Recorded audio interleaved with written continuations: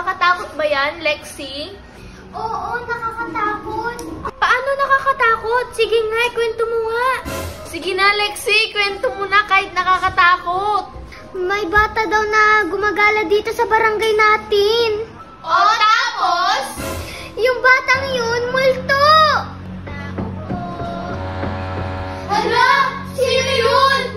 Opo. Tingnan mo nga, Almari, kung sino yun. Hala, natatakot ako. Ikaw na lang, Lorraine. Natatakot din ako. Ikaw na lang kaya, Lexi. Natatakot din ako.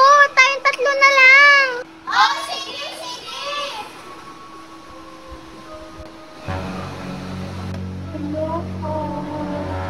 Sino ka? Pwedeng pumasok dyan sa bahay nyo? Papapasukin ba natin siya? Nakakatakot naman siya.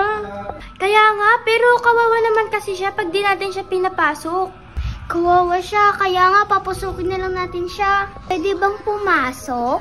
O sige, pasok ka! Taga saan ka?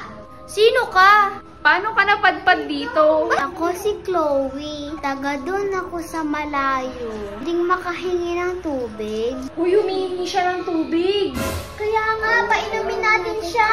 Wala na tayong tubig. Huwag na natin siya bigyan. Uuhaw na ako.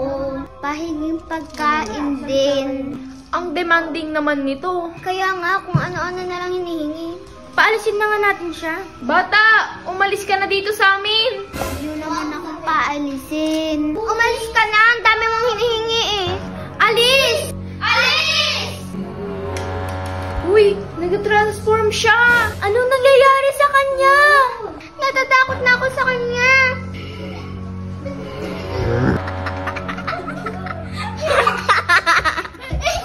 Hala! Nag-iba yung itsura niya! Nakakatakot!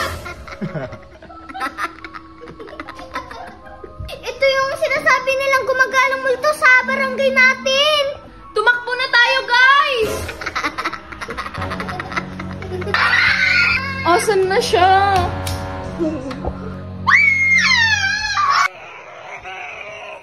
Asan siya? Asan kaya siya?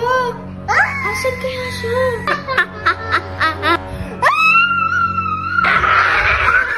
Asan kaya siya? Nasa ibabaw ata siya ng upuan. Nasa ibabaw nga.